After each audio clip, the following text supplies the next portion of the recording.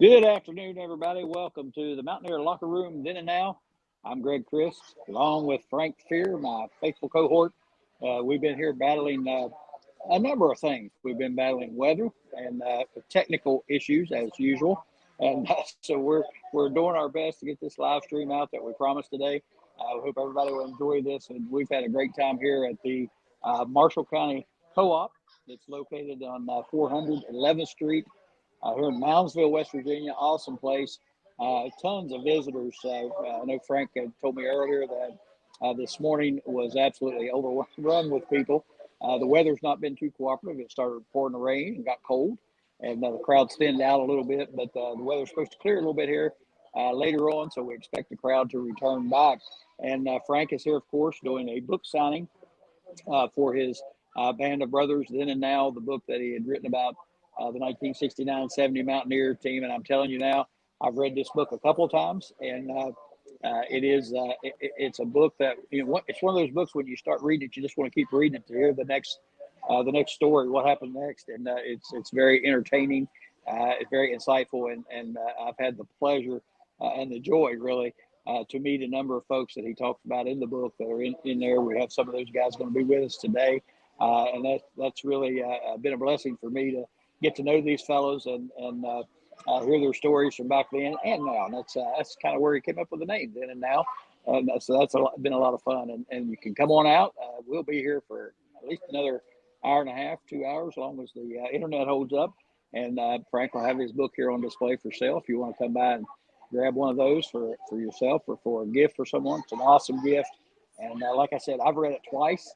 I plan on reading it again. I like to keep reading it so I don't forget any of this stuff. So it's really interesting information in it about those guys. And it's more of a, it's not so much of a sports book as it is a book about life and perspectives that people had of the people they were with and that surrounded them and that they played for and that sort of thing. The coaches, Coach Bowden, Coach Carlin, some of those folks. So it's really more about life than it is about sports, and it's a pleasure to read. So you need to come on out. We do have one announcement here we want to make right off the bat. Here we had a gentleman stop by from the American Legion, and they're having a fundraiser.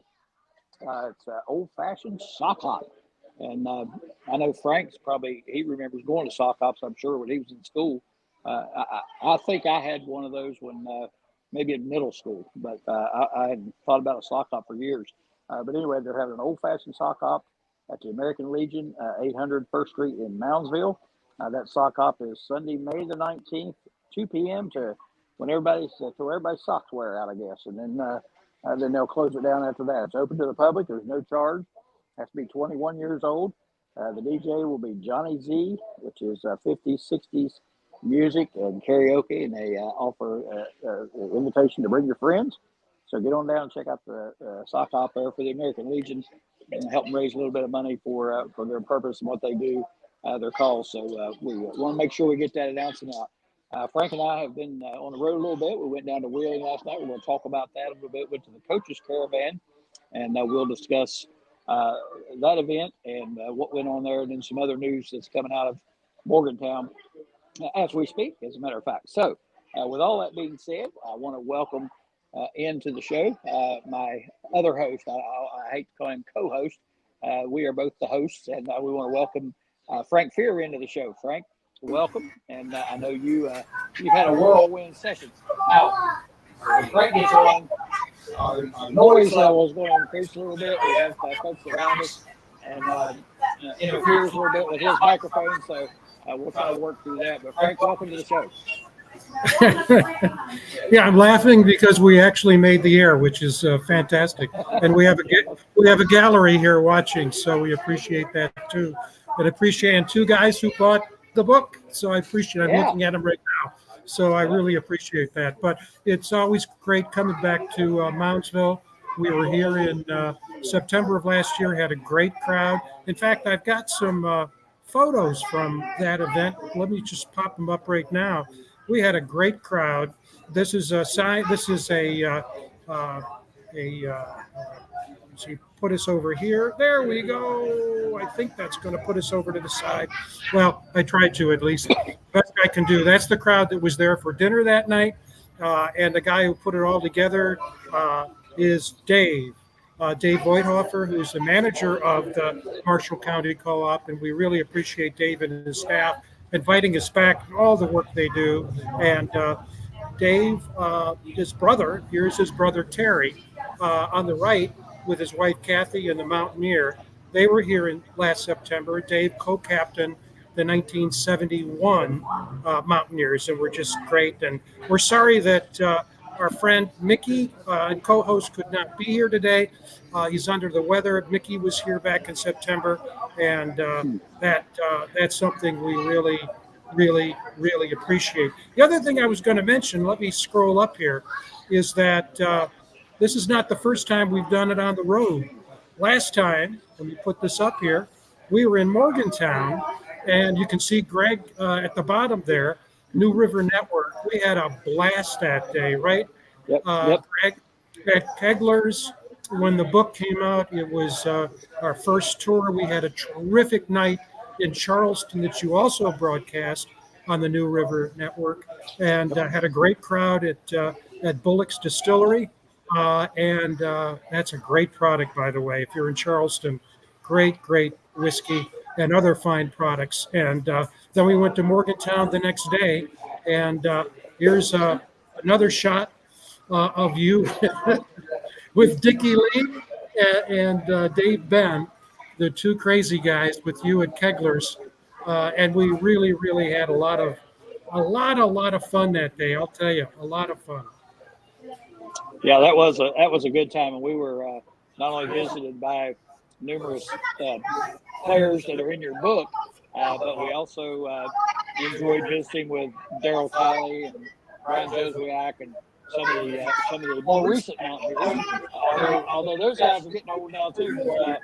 Yeah, we had a super time up there. That was a blast, and we really enjoyed that. And you know, when you get out like this and you meet so many fine people, I wanted to go back and mention Dave and thank him for his hospitality. He took care of us last night with a meal. We really do appreciate him and all the work that he does here. He does a fantastic job here, and as a huge college football fan, a huge Mountaineer fan. And we're going to talk about him a little bit, maybe talk to him here just a little bit. Yeah. And you'll get a chance to hear his story, which was pretty amazing. Some of the things that he's doing is amazing stuff. So, it's been a fun time and met lots of great people. And we're going to have some good people to talk to here in a little bit. And we're looking forward to it. Frank, I know a lot of people don't like getting out and running around like this, but I think it's a blast. We've had a good time, us getting to know each other for one, and then doing these different events together has just been awesome. And I appreciate you for allowing me to be a part of it. Well, my God, you're the one that started it all for us, Greg, and we really appreciate it. You know, and you mentioned the subtitle, Then and Now. Let me show you. Let's see, try to put it over there again. We come over here so we can both see it there. The guy you're looking at is Jim Payton. Jim Payton is in his 90s. He played on the 1952 West Virginia Mountaineer football team. And Jim wanted a copy of the book, couldn't come when we were here in September. And Nancy Kadar, a good friend, who was a neighbor of Jim, came down, got the book, and we autographed it. And what a great story, because that Pappy Lewis team went to the Sugar Bowl, the very first major bowl for WVU. Yep. And again, I think this type of story kind of epitomizes what we try to do with the show, as we call it, the Mountaineer Locker Room Then and Now. You know, we like to talk to these guys and keep these legacies alive from back as far back as him, and even up to the present day. So we like to keep those legacies alive, and that's why we do this, and that's why we came up with the name Mountaineer Locker Room Then and Now, is because we want to keep these guys in the forefront of our minds. We don't want to forget them, and the only way you can do that is by getting them out there and talking about them and talking to them, and it keeps that history alive. Once you stop recognizing them, stop doing that type of stuff, it's gone, and we don't want that to ever happen. So again, that's kind of the premise of our show. Then now we like to work with these guys and talk to them, hear their stories. They all have interesting stories. They all have great backgrounds. And you know, Frank, one of the things that I've learned through doing this, first of all, we might have to change the name of our show to something about white hairs. I just noticed my hair looks like a Q-tip on here. I'm gonna blame that on my wife. She insists on letting my hair grow back, which I despise because it looks like this. That's why. But anyway, one of the things I've learned throughout all this is you know, the stories from the past are so interesting. But what I've gained from it, other than friendships, is knowing what these guys have all accomplished since their playing days at WVU. We have one of those guys here with us right now, but just the accomplishments that they have had, you know, throughout their lives, the great things they've done. That has been the most fascinating part for me, to see how good folks these guys are, the great adults, everything, the philanthropists, the community service, all the things that they have done for people not only at WVU but their hometowns, including Mickey, and all around. And it's just been fascinating to learn all that. Yeah, well, I agree with you completely. And we were very lucky last night. You mentioned the caravan. Let me put it up and also put us off to the side again. So, well, we can see you in the back there. So you're in the picture. We were at the coach's caravan last night, and everybody who's watching may not know that every year WVU coaches make a tour of the state and really beyond. They started in Virginia this week. They're going to be in North Carolina, Virginia in the D.C. area, and then they're going to be in North Carolina and Charlotte early next week. But they made a round this week of West Virginia cities, and they were in Wheeling last night. And through the courtesy of our great friend Dave Voithofer, we were able to get tickets and be there. And I'm just going to ask you, I'm just going to make a statement and then turn to you. It was impressive to listen to Ren Baker, the athletic director. A number of coaches were there. Unfortunately, Coach Brown, football coach, could not be there because of a family commitment. But we had the new basketball coach, Coach DeVries, was there.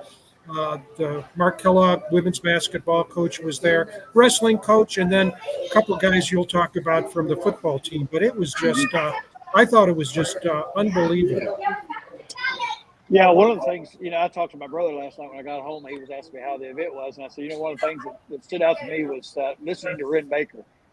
He is such a personable guy, extremely friendly, intelligent, and just understands what's going on. And you could tell Tony asked him a question about, the legislation and all the things going on in the NCAA right now. And he was so well versed in that and explained it in a way that, I don't know that we all knew exactly what he was talking about, but I know this.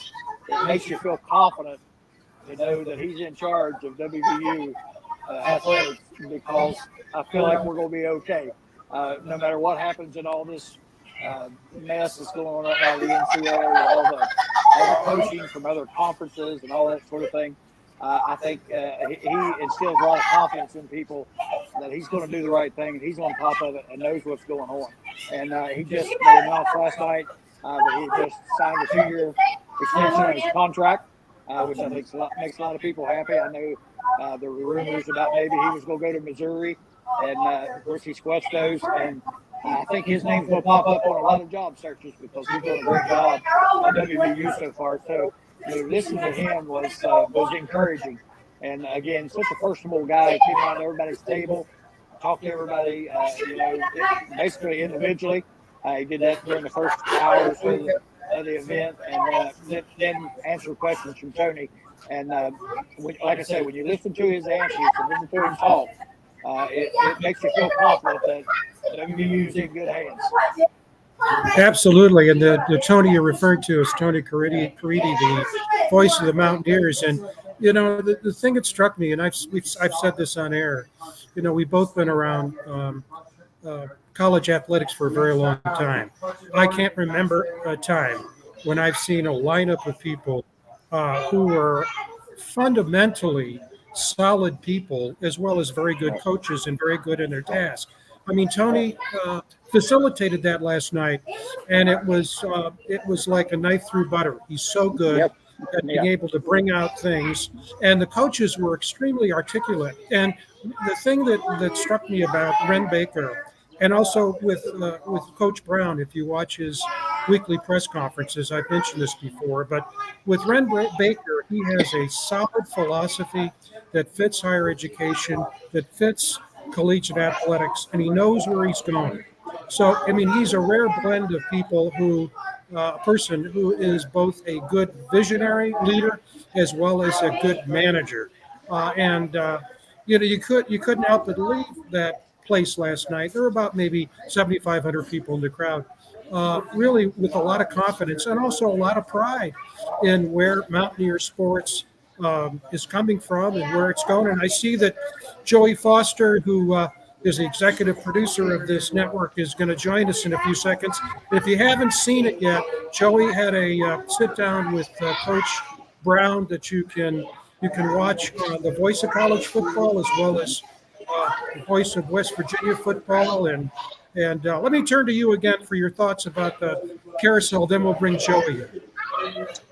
Well, again, like you said, listen, Ren Baker was great. All the coaches, like you said, very articulate. You know, it's funny you mentioned Tony Caridi and how it was like a knife through butter. I was sitting there thinking, you know, I mean, we obviously, as everybody can tell, are not professionals by any stretch of the imagination when it comes to broadcasting. And, you know, I do a lot of interviews on a show that I do myself. And then you and I do a lot of interviews on this thing. And I was sitting there last night listening to him, and I just thought, he is so smooth and so good at this job. You don't realize it until you see. Well, that was kind of, I'm sure he prepared, but they were on the road constantly, and it's impromptu, the questioning, because we don't necessarily know who's going to be there as far as the coaches are concerned. And he never missed a beat. He just went right through and asked those questions, and they were great questions, very interesting for the crowd to listen to find out what the answers were from the coaches. So I was just super impressed by Tony Caridi, as always. He's a professional at the top of the game, and he was so good. The coaches, I thought, you know, they were very outright about, open about you know, their feelings about what's going on, what's happening in their programs right now. And again, you know, when you see these guys and you talk to them, we got a chance to talk with Coach DeVries briefly after the event. It gives you confidence. I mean, you feel like these guys are really on the right path. They know what they're doing, and they're prepared. They understand the culture at West Virginia. They understand the fan base, and you know, that's a big part, I think, of coaching at WVU.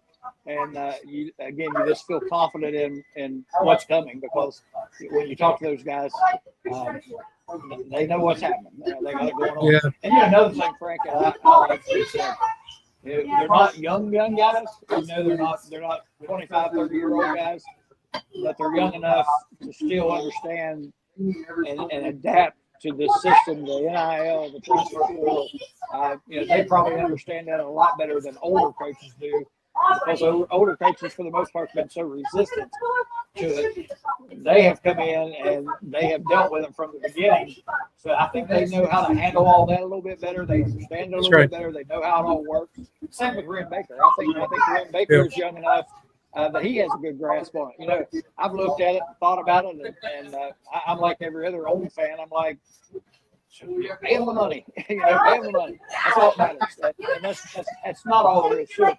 There's a lot more to it than that. And I think these guys have a grip on it. And like I said, you feel really confident after listening to them and talking to them in what's coming. I think we all have a good feeling about the Mountaineers in the future, for sure. Yeah, you're absolutely correct. Again, if you hear background noise, we've got a gallery watching us today, and also a lot of people just interacting. This is, you know, Dave Voithofer said this is their Super Bowl of the co-op season. The biggest sales day is the day before Mother's Day, and right in front of me, there are people who are hauling all kinds of stuff out. It's too bad it was a pretty serious rainstorm. But let's bring in our buddy Joey here. Go ahead. Frank, I want to say one thing too. You mentioned the people behind us. we also have a couple of little girls who are on a softball team, and they're out here collecting money, and they are very excited. So that's the source of a lot of the noise. they're out here collecting money. So they're pretty fired up. That's right. Yeah, they're great. Here comes Joey. Hey, I would be excited too if somebody was giving me money, right? I'd be jumping up and down too. So absolutely, that's great. Hey, you guys having fun up there? Well, the thing is, and someone was talking to me about this today who was a native West Virginia. And she asked me where I was from. And if I was born in West Virginia, the answer is no.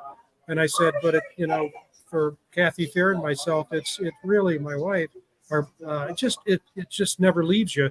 And so actually coming back again, it always is a special situation. And the folks in Moundsville have just, they've been so gracious to us. So we're having a blast. We had went out to dinner with the staff last night. We're going to do that again tonight. And it's just wonderful to be here, Joey. But you know what it's like. You're a West Virginian. This is the way Greg is. This is the way it is. It is. It really is. Anywhere you go in the state, everybody's really friendly. You have a nice time. You just don't meet people. I've been to 37 states in this country, and there's no state like West Virginia.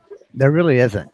As far as the people are concerned, and how friendly everybody is, and how much passion there is for West Virginia football, and just West Virginia sports in general. Just like he was saying, girls softball team up there, just any kind of sports whatsoever, we support it all, and we love it. And I apologize for my looks today. I've got on my Saturday best because I've been out mowing grass, so I have my hat on and t-shirt. Hey, it's rained every day this week. It's rained every day this week except for today. I had to get my grass mowed. Yeah. The interesting thing what you said there, Joey, Greg will remember this, obviously, it just happened last night. But what Ren Baker said, they asked him, what are you looking for with coaches? And he said, one of the things I look for in coaches, and he gave a personal story. He said, when I was athletic director at North Texas State, he said, I think 3 times when I went out in public, people knew who I was and stopped me. He said, now in Morgantown or any place in the state, when I go out, people know who I am immediately. And he said, that's what we tell coaches.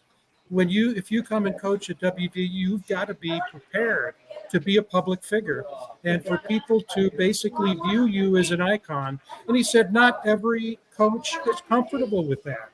And Greg, I thought that was a very insightful comment because it's true. It's absolutely true. And like he said, as soon as they're hired, they instantly become one of the, if not the best known face in West Virginia. And they all talked about how it took a little bit of getting used to for a couple of them, which it obviously would if you're not well known around anywhere. But to walk into a state of 1.8 million people and everybody knows who you are instantly has to be an adjustment.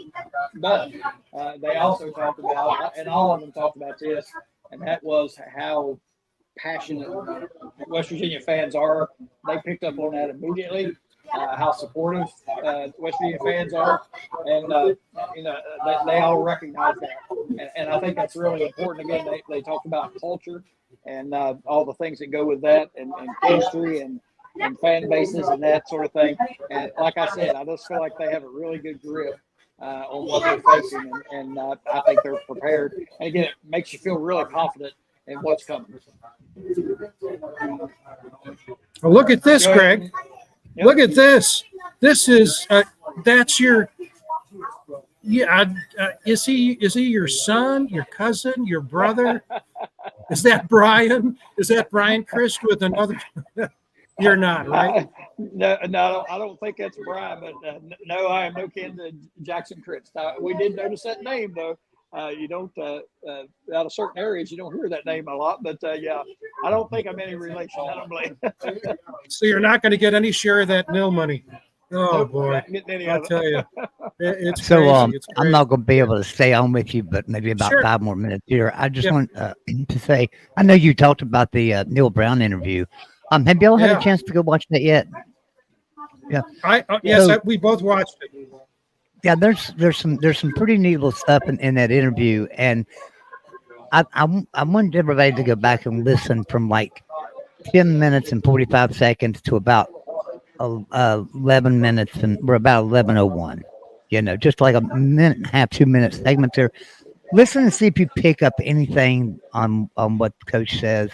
I liked the interview. I liked his honesty, his straightforwardness. Because I thought my first question to him was kind of like, because one of my first questions was what held the program up, from 2019 on, and gave some scenarios as to what I thought held the program up. And I asked him, and I was kind of really worried about asking him that because I didn't want him to feel like me as a fan thought the program was held up. I never did think it was held up. It was just that, right, we were used to winning 8, 9, 10 games every year, and here we've dropped back to now all of a sudden Vegas having us winning 4.5, 5 games every year for a few years. Now they've got us 6.5 this year, which is still no respect. But I'm looking forward to. I really look forward to that interview, and I was really glad that Coach Brown granted that to us. He does that every year, and that's one thing about Neil Brown. He doesn't back away from an interview. He's really good about doing them, giving you the time and stuff, and I really appreciate that. And another thing too, so like last night we had Brian Josviak on the show. Yeah. I don't know if anybody got to see that or not. Brian's got the charity golf tournament going on July 11th, 12th, and 13th. Used to be a 2-day event. This year it's going to be a 3-day event because day 3, it's going to be them going bowling, hanging out, raising money. So it's going to be like a charitable fundraiser thing, and so I encourage everybody on July the 11th, 12th, 13th, go up to the charity golf tournament. Got all the money goes to the Children's Hospital, which Don Nealon. This is the 40th anniversary of when Don Nealon brought the football program and the Children's Hospital together, and started working together with the Children's Hospital in 1984. And so this is the 40th anniversary of that, and this is also the 34th anniversary of this golf outing. Brian Joseph Golf Challenge. So, everybody go up there and give us some great support. And there's no better time than right now to go up to Morgantown. You're going to go up there. We've got every program every program's on the rise, right? Since Rim Baker got there, everything has picked up and it's on the rise. From baseball to soccer to basketball now, starting to get some really good players in there. I'm happy about our basketball team. Going to be neat to watch that this year. But our football team taking its time and building right. It seems like they built it right, doesn't it to you guys? They didn't rush in and just grab people. They built it right, and we've got some really good, talented players that have been there a few years, and they're cemented in Mountaineer culture now. They are true Mountaineers. I'm talking about people like Garrett Green, Nico Marchio. I mean, how many people know a 4-star quarterback that's going to stay onto a program as a backup quarterback? That tells you he's a true Mountaineer, right? Because Nico could probably start for 90% of the teams in the country right now. So, I'm really happy about we've got a really good football program up there. C.J. Donaldson, Jaheim White, all those guys sticking around these years. And the NIL Collective doing an amazing job of securing these guys right after the season was over last year. I thought that was a great thing. I'm just really excited and stuff. But so I know you guys are up there having some fun. Tell me about some of the festivities you've had going on up there today. Yeah. Before we do that, let me just throw this up while you're here. Okay. It's not up to date. Just to follow up on football.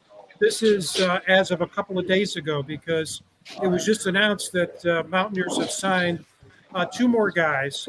At least one has been official, and that's a safety coming from Jacksonville State, played for Rich Rod, and then a quarterback will come in through the portal from BYU. But if you look at the top of that, it says that we're the 23-24 football group is evaluated as 26th nationally and 5th in the Big 12. And that says a lot, because you can see that a lot of folks who are on the team have transferred out. And a couple of years ago, that would have been viewed as a thing that you throw your hands up and say, what is going on? But so many of these guys will have opportunities elsewhere. But even though the group coming in is not as large, half the size of the group that's leaving, it's highly rated and ranked, and that's why it's 26th in the country and 5th in the Big 12. So just to reinforce what you're talking, things are on the upswing. Yeah, they are. Absolutely. Yep. Yeah, they are. They really are. Talking to Brian Joswiak last night, he didn't like the black uniforms, but he's a purist, right? I mean, anybody that knows Brian Joswiak knows that he's a purist. He's going to want gold and blue, and that's it. He hated the black uniforms, but it reminds me of something he said.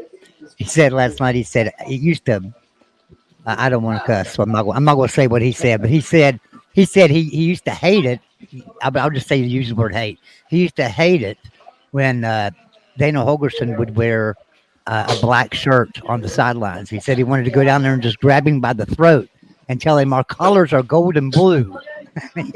So, I like Brian Joswiak. He's a purist. So. All right, guys. I've got to run. You guys are doing a great job. But I appreciate you letting me come on for a little bit and everything. And listen, I see a West Virginia flag in the background. Is that which one is yours? Where's your flag at there, Frank? I know you got a flag. Yeah, the one Joy did a great job designing it. It is draping the table that people see when they come in. And we've got the books and everything. It's right there. So I don't know if you can swing that around, Greg, so they can see it. There it is, right there. Oh, okay. You can see it. Yeah. Oh, so cool they deal. can see it when they're coming in. So it works great. So we thank you for that. And I just to answer your question, and Greg will want to get on this. It's been one thing after another.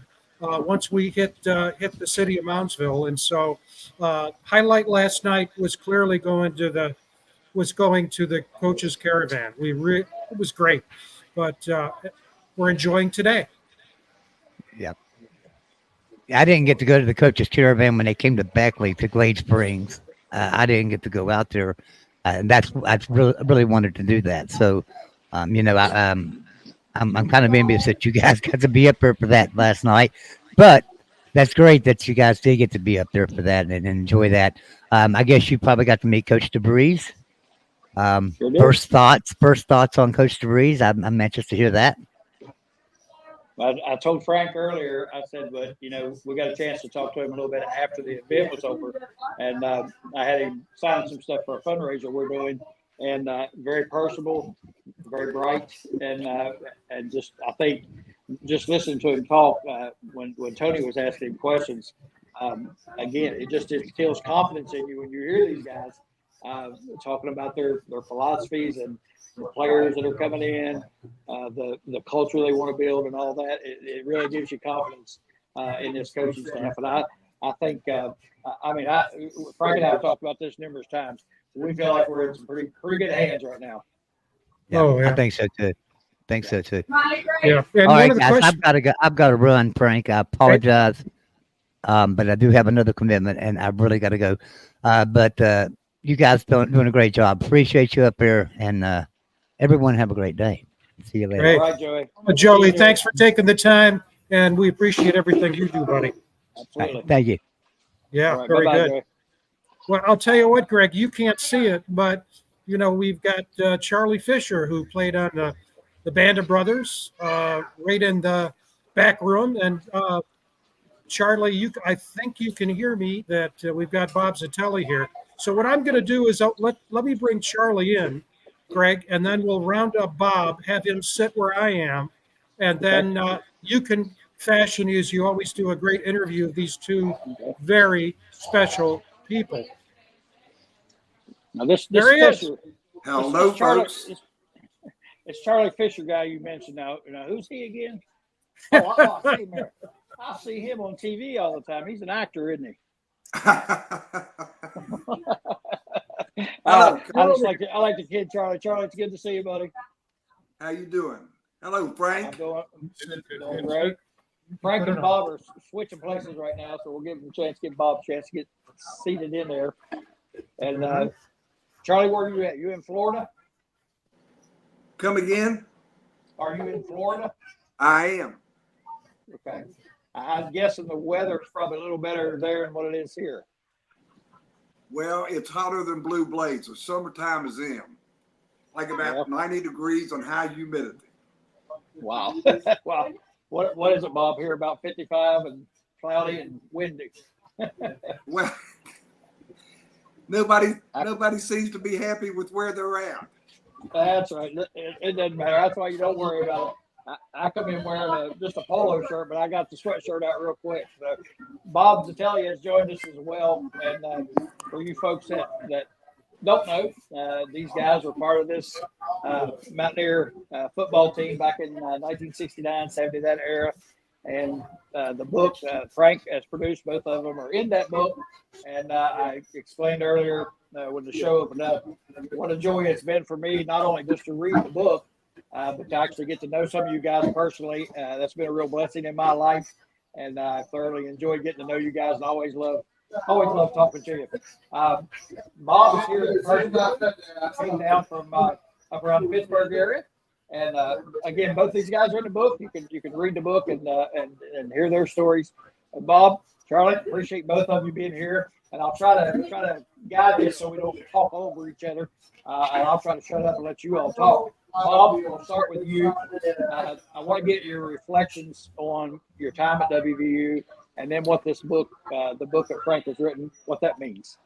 Well, first of all, I'm going to say hello to all my brothers, Charlie Fisher, and the rest of the band of brothers. I hope everyone is well, and especially the Mountaineer Nation. It's great to be here in Moundsville once again at the Marshall County Co-op. Thank you, Mr. Voithofer and his team for inviting us. Greg, thank you for the invitation along with Frank Beer. It's wonderful to be here. As far as my reflections, back in the day, Charlie and I were both the same recruiting class of 1967. And I'd like to reflect back on exactly what was taking place in our country at that time. I know we've spoken about this before. It was a great period of social unrest taking place throughout the country. And coming to West Virginia on my end was probably one of the best things that ever happened to me. Kind of opened up my world and expanded my horizons, so to speak. I got to meet a lot of people, especially my teammates. We were able to share. We came from different parts of the country, different beliefs, different customs, but we all gelled together and came together over a period of time. And here we are at age 74, 75. We still keep in contact with one another. We love each other. And that bond has gone stronger over the years, I think. I think Charlie would agree with that. Oh, yeah, definitely. And yeah, you talk about the social unrest, and I've thought a lot about that with everything that's going on. And, it didn't seem to be too much in our world. I mean, it was around us, but it didn't seem to be, we didn't get involved that much back then, which is kind of, I don't know, kind of strange that we didn't, but we didn't. I guess we had this other thing that we were involved in and we were a part of, and that kind of took precedence.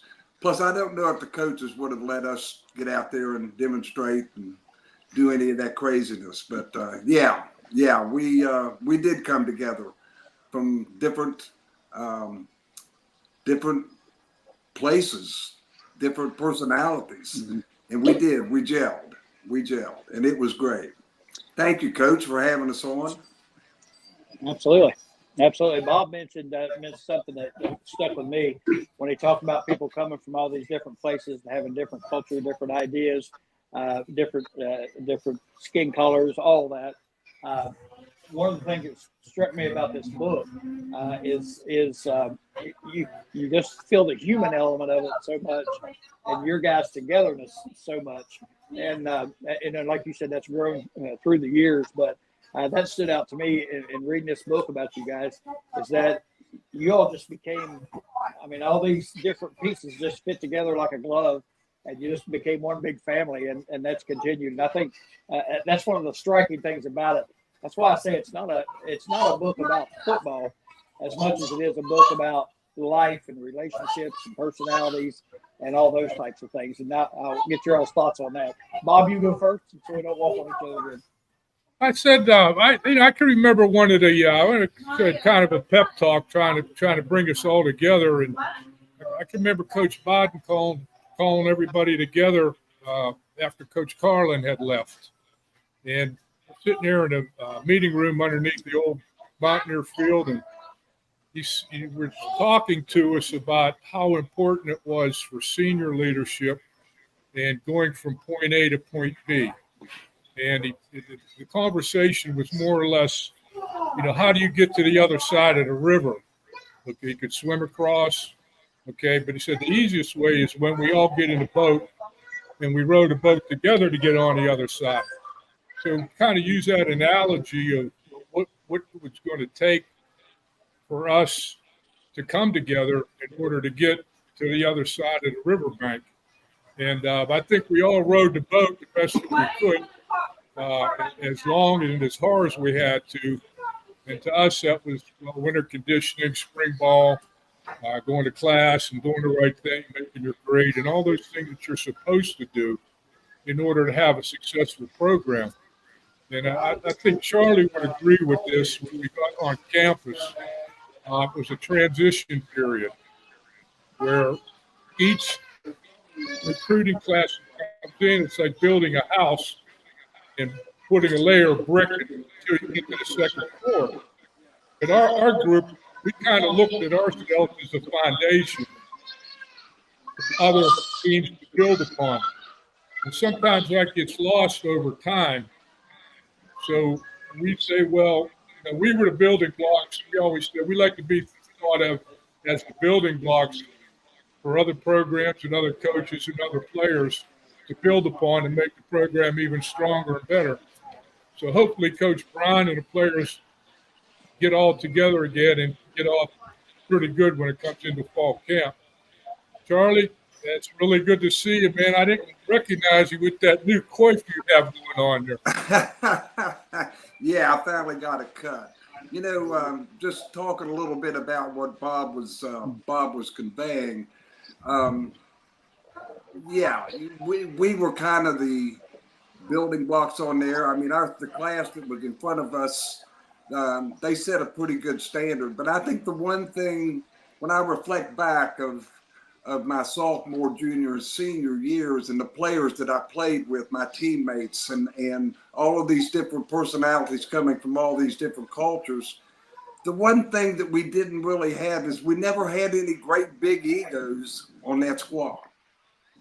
I mean, we had guys that could have had big egos, Carl Cornell, Mike Sherwood, Jimmy Braxton, but there were no big egos. We gelled together and nobody really thought that they were any better than anybody else. And I think, we had leaders. Everybody picked up their part of it and did their leading when we needed to lead. Somebody fell short on that. Somebody always picked up. But, since the book has come out, there's been a lot of people that have asked me a lot of questions, and not just the team, but it was a whole state thing. That 69 Peach Bowl. And I don't know if I put this in the book when I was sharing with Frank, or if Frank put it in the book, but on that sideline, because it literally poured the rain that game. Governor Arch Moore was on the sidelines with us, wiping us down when we were coming off the field. So that was the way the state of West Virginia was. The other governor of the other state, South Carolina, was up in the press box. But Arch Moore was down there in the rain and the mud, wiping us off and hosing us off. And that kind of just is the whole gist of Mountaineers loving for the state, the program, and the coaches, and our teammates. I think Arch probably needed your vote. That's what it was. He's trying to get a vote. If I remember him like I think I do. He he was wanting you to vote for him, Charlie. Oh yeah. I'm just kidding. I'm just kidding. Just kidding Yeah. about that. Yeah. Yeah, I remember you talking about that. That epitomizes the state. Yeah, sure does. You guys, I know. I'm always curious about this. The older guys that played years ago, you see what's going on now in college football, at WU, everywhere in the country, with the NIL, the transfer portal, all those type of things. I mean, it's gotta bother you a little bit the way it works now. I mean, to think you went through the same things, and these guys are going to be making big money for doing it. I know that you're not worried about that part of it, but you talked about leaders and egos and that sort of thing. In today's game, all of them have egos, and it shows, even for the most part. But I like to get your feeling on how you guys feel. And I know that nobody really likes it. No college fan likes the NIL, the transfer portal, and all that. But what's your feel on how all this needs to work out and what has to happen to keep college football what it is? And Bob, I'll let you go first so we can stay organized. Well, I set up, in my shoes, going to West Virginia University, my teammates were my brothers. I didn't have any siblings. All right. I'm a guy from Pittsburgh, going to Morgantown, right? Yeah. Why didn't you go to Pitt? Well, I don't have a short umbilical cord. I want to move on. I want to move on a little bit. But anyway, long story short, they more or less adopted me as much as I adopted them as my brothers. Okay. So that being said, I made a commitment to the university. I made a commitment to the state and the people of West Virginia.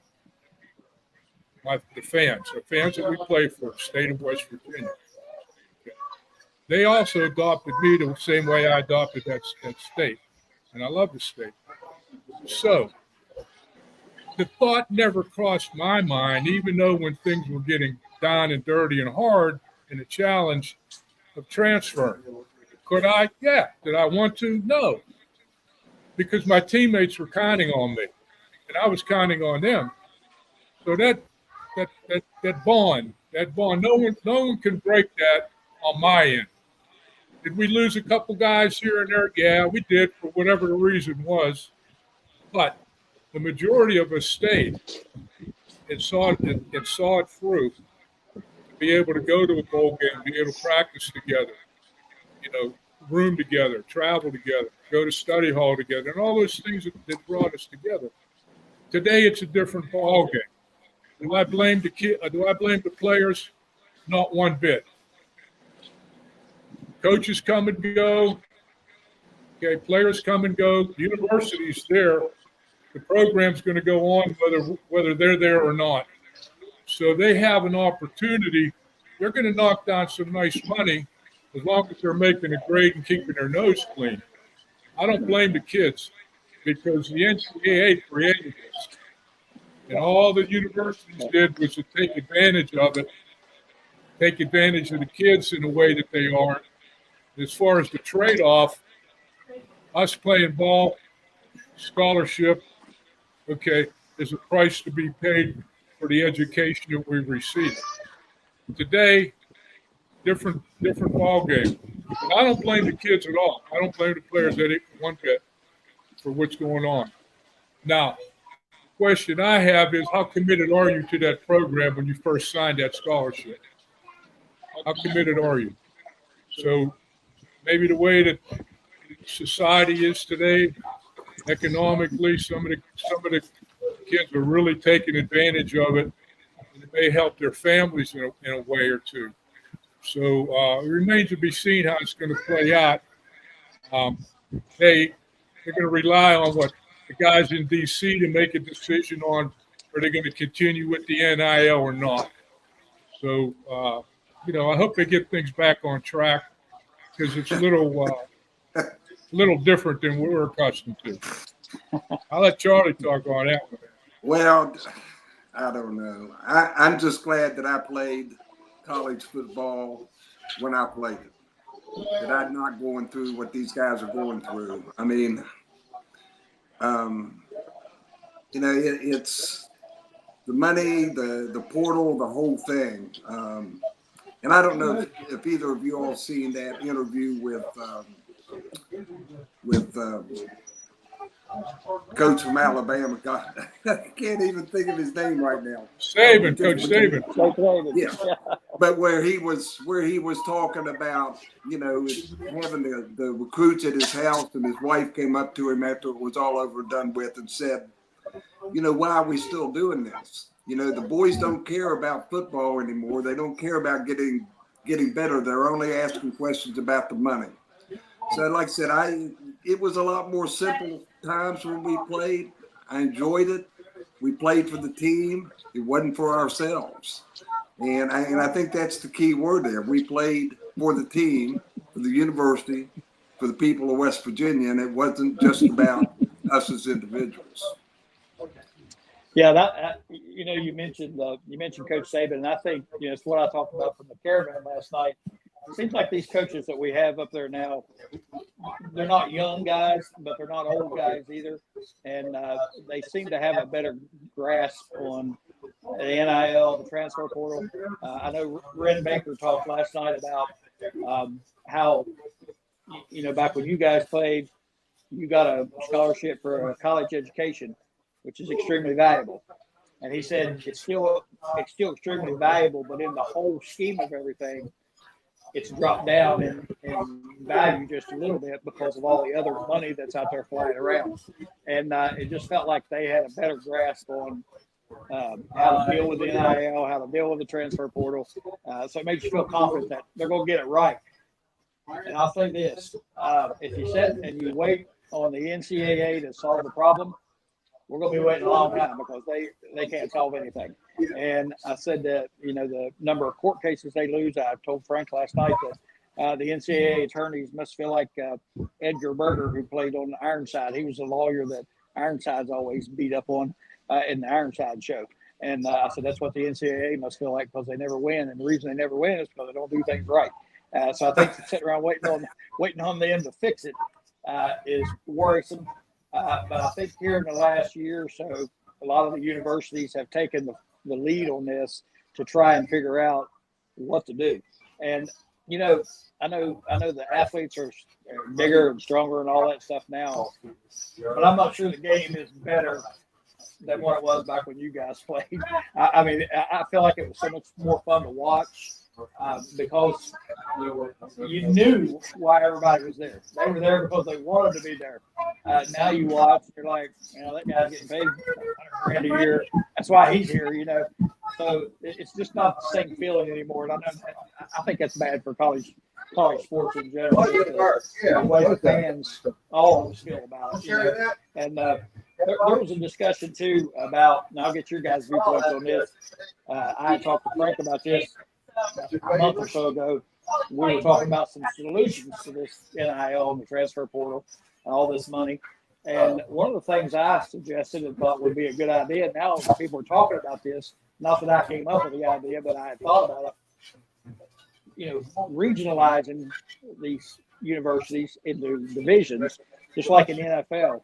And then, have the players with collective bargaining and let them work out all of that through one commissioner, and let them run the whole thing just like the NFL operates. And I think with, basically you're paying players to play now, so they're professionals in a sense. And I think you've got to have everybody involved, one commissioner in charge of the whole thing, and operate it like the NFL, where you get back to these regions of the country where you have automatic rivalries, built-in rivalries.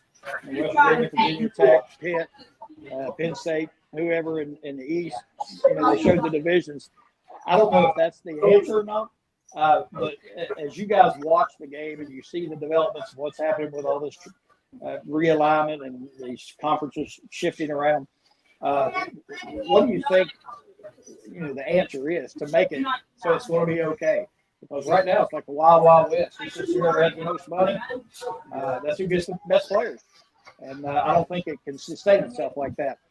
I'll let you guys talk about that a little bit. Well, just everything that we see on social media, and that's where I get most of my information. I don't think any of this realignment, I don't think that that's done, over and done with. I think it's going to get crazy probably sometime after this next football season. But everything that I see, if they continue on with this, we might see Pitt, West Virginia on a yearly basis. It might happen. I mean, there might be some good things to come out of it. And when the dust all settles, maybe it'll be okay. But the turmoil now, and just, go to bed and you wake up the next morning and it's a whole new ballgame. It's kind of like crazy, to say the least. Yeah. I know, again, I may push the limit here a little bit, Greg. You're gonna stop me here if I go out of bounds.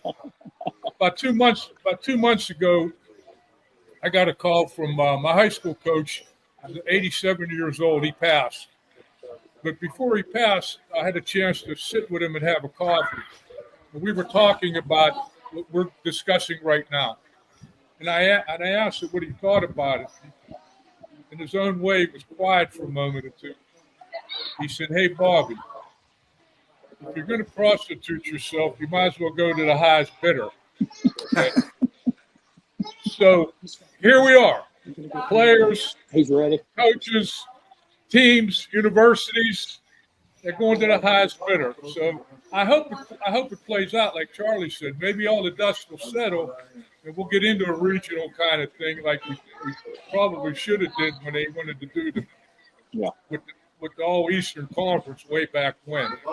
Okay, so I hope everybody comes to their senses, but I mean we're talking beyond Benjamin Franklin's here now. We're talking billions of dollars. So, Coach, let me ask you something. We're already seeing this getting into the high schools, the NIL. Okay, and as a high school coach, how would that be hitting you? I mean, and again, I'm sure it's probably different in West Virginia than say it is in Florida or Texas. But if they start getting money for these high school kids, and kids going from Charleston High School, say, to East Bank to play because they're going to get money to play. As a high school coach, can you see that just trickling down to that? I mean, yeah, and like you said, it's already hitting in some states in the high schools. And one of the issues I faced as a coach when I was coaching basketball was, we're a small single-A school, and we had to play the private schools were in our class.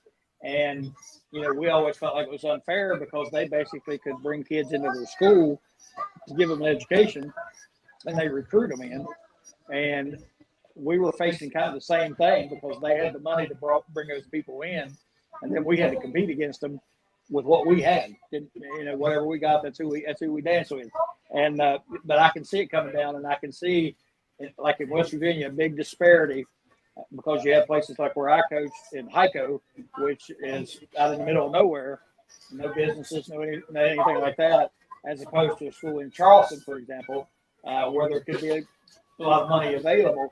And I think it could really create a wide gap on the high school level and make it really difficult on coaches to coach these kids. And I'm so glad I don't have to face it. I will tell you that right now. So glad I'm done with it. I don't have to deal with it. So. Are these high schools offering money for these athletes to come from, say, Charleston High School to, say, Nitro High School? I mean, what is the incentive to get them to change? Right. But in our case, it was private school.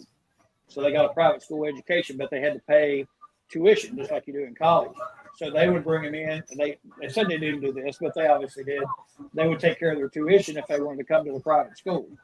So they had, a different class of kids socioeconomically who attended summer camps, summer leagues all over the country, and that sort of thing.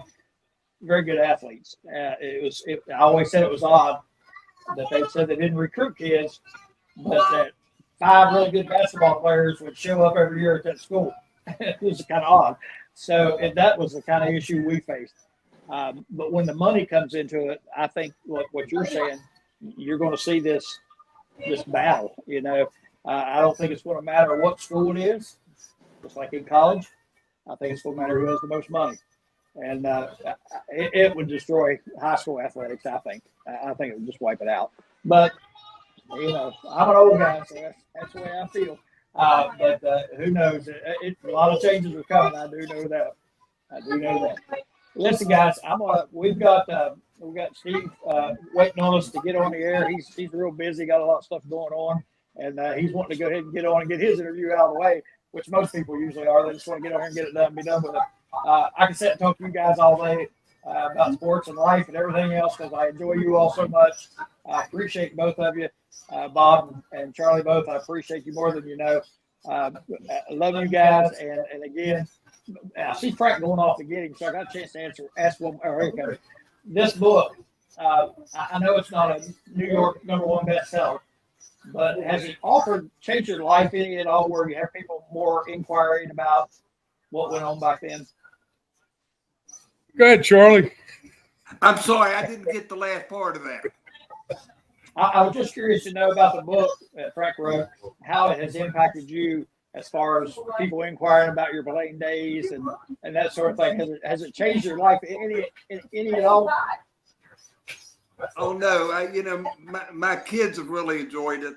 I've had a lot of people that have talked to me about it. There's fewer and fewer people, it seems like, from that era, but there's still a lot of them around. And like I said, the people that have read the book have come in and asked a lot more questions and wanted to know a lot more about we'll go ahead and get on some of the stories that we haven't even shared on our talks. Okay. Bob? If you knew the culture in McKees Rocks, when guys asked me, what's new in your life? I said, I got a friend of mine that wrote a book about our team. Okay. And they said, he did what?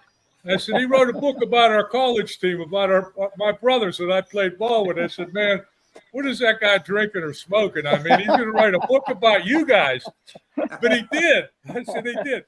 So I ended up buying a whole bunch of them and getting Frank to sign them and passing them out to the boys, So, yeah, it changed my life quite a bit. God bless Frank and God bless you, Greg. Thank you for the invitation. Thank you. Charlie, I love you, man. Oh, I love you too, buddy. All right, take care. So with that being said, happy Mother's Day to all your significant others. Love you, Charlie. Appreciate you, buddy. All right, take care, Charlie. Bob, thank you. Thank you. So Frank, basically what I'm hearing from Bob is that this book cost him a lot of money. And Charlie, you'll be on there just for a second when Frank gets a chance to go over and take you off the screen. So don't start combing your hair. My heart when I saw it. When I saw your hair, my heart sunk. Well, I'm going to look you up when I get back up into West Virginia, Coach. Absolutely. You're looking good, Absolutely. man. Absolutely. You're looking good. Thank you for everything. Absolutely appreciate you. And Give Frank make sure you contact me. I will. Okay, bye. I will. Bye-bye. All right. Frank's going to sit down here. I'm going to sit down here for a second. Okay. Here we go. We're Okay, gonna Charlie's adjust on. a little bit. We're doing some I'm gonna get out business of the here. way.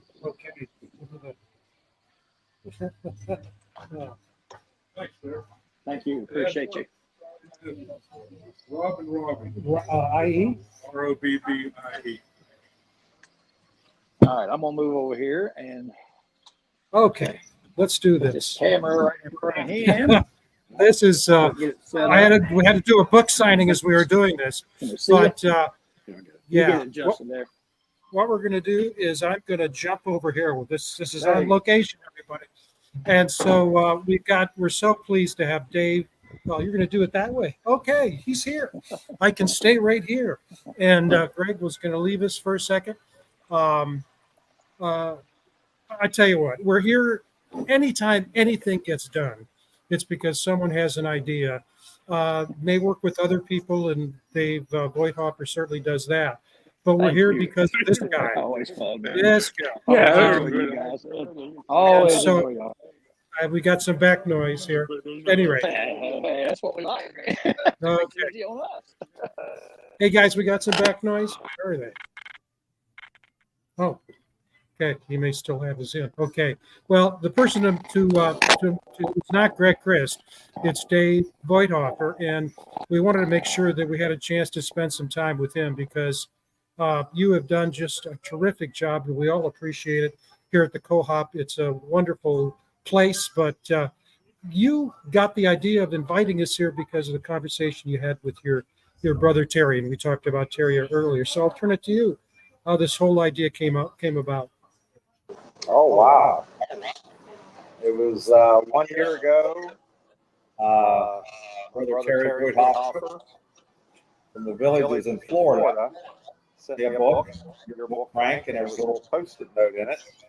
How about advertising this book in my showroom here in Moundsville at Marshall Can Co-op? And I called him maybe a week later, and I says to my big brother, I says, why don't we just invite Frank down and do a book signing here? And that was tied to our annual meeting, our annual stockholders meeting at this co-op, farmer co-op, back in September. And that, along with the Marshall County Chamber of Commerce Business After Hours, there was 3 events in one this past September 14th. And it was a great event. So that's how you're here, Frank. All because of a post-it note. I'll tell you, we enjoyed so much getting to not only to meet you, but also the staff. The staff here, I'll tell you, they're wonderful people who work super well together. They're a team. And every time we come back, we just get more and more impressed with what Dave has developed here, created here, and enabled. And I would turn to Dave to have him talk about one of his life quests, and that is to attend or go to a game at every stadium, major college football, and you're halfway there. Yes. Let me go back to last September. Mickey Plumley was here September 14th at the co-op, and we had some quality time together. He taught me a word of synchronicity, and that's been a word that I have researched and kind of studied over recent months. Little things that happen in your life. Post-it notes I just mentioned. If it wasn't for that post-it note that my brother wrote, to me into the book, we wouldn't be here right now. So thank you, Mick. But the stadiums, 131 Division I stadiums. I've been to 63 games, and that's probably on the low end because I attended all the neutral site Mountaineer games for the last 12, 15 years. And I attended the Super Bowl, Steelers Super Bowl 1996 at Sun Devil Stadium in Tempe. That was not a college game, but can you classify that as a attending stadium? Some of my buddies say yes, you can, because it was a Super Bowl. But so I kind of rounded the 63, and if I have another 30 seconds, the Mountaineers play at Arizona on October 26th. I love to drive, so I'll be driving to that game. Looking at the schedules, Louisiana Tech, I'll hit a game there on the way to Arizona, and on the way back, Sam Houston, Western Kentucky, and I think I'm coming up to Michigan State game, Frank, and maybe Central Michigan and Western Michigan. So there'll be 6 or 7 more stadiums this coming fall. So. Well, we'll enjoy seeing you again up there and going to those games. And again, you've done such a tremendous job and service to us. We certainly appreciate it, Dave.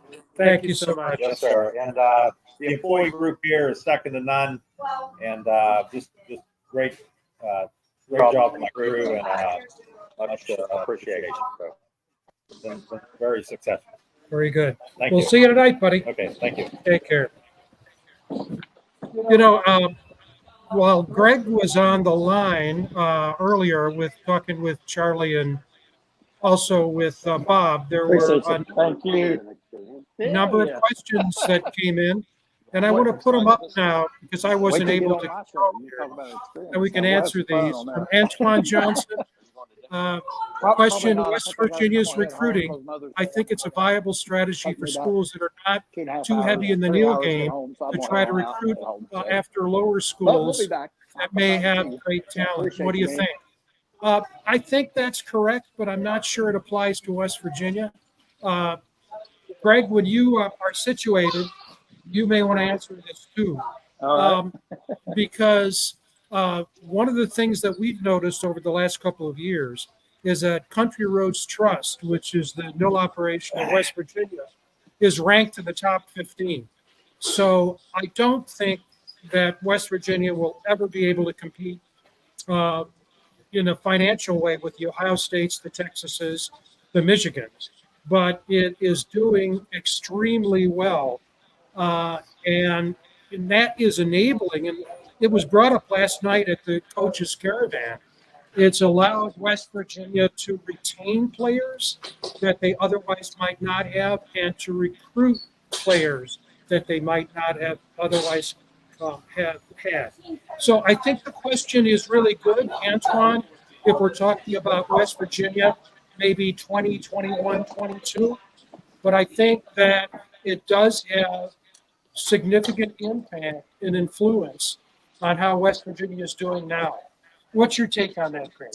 Yeah, you know, one of the big problems with all this, you know, is you find that these schools, lower level schools that have that talent, basically what they've become is a training ground. You know, these guys go to these smaller schools. You know, Marshall's an example I think of with their basketball players.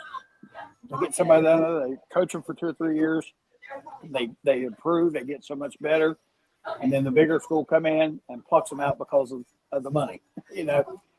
And it, truly, regardless of I think how you go about doing it, it's still all about that money, and it's hard for West Virginia to continue to compete financially. It's going to be harder as time goes on. Although I think they're doing a great job right now with the NIL and all that, raising money and that sort of thing. But there's going to be a limit, you know, here. Right. Whereas if you're say a Michigan or an Ohio State, you know, that money's almost unlimited, you know. And I just don't see how in this current system, if it stays like it is now, over time, it's just going to get, the gap's going to get wider and wider and wider. That's right. And I understand the question here and what he's thinking. And I think that could be a strategy. But again, I think when it boils down to if somebody's talented enough to play Division I, then there's got to be money involved, you know. And I just think the gap's just going to get wider. There's a follow-up from Antoine, too. It's what about getting local businesses to pitch in with Mill? I'm a trucker, and when I purchase something, they often ask me to donate by rounding up to the next dollar. Well, a lot of the local businesses are getting involved. Yeah, and I think I've noticed in Morgantown, for example, they have a Country Roads Trust beer. I don't know if that's the name of it, but there's a beer you can buy, and a large percentage of that money goes to the NIL. So, you know, WVU is doing those things, you know, and I think we saw last night with the donation that was made through raffle tickets and that sort of thing, it's a $12,000 donation. You see them doing, you know, a variety of things to try to raise that money. But again, I think, you know, when you look at the state that is our size, you know, 1.8 million people, you know, you go to Ohio State and there's cities that have that many people close to them. So I still just think there's going to be that big gap, you know. I don't know how you prevent that. No matter what your strategy is to raise money here in West Virginia, there's only so many dollars, and I think that's a good idea to tap into that. And like I said, I think West Virginia's they're trying some things like that. They're thinking outside the box and trying to come up with some ideas.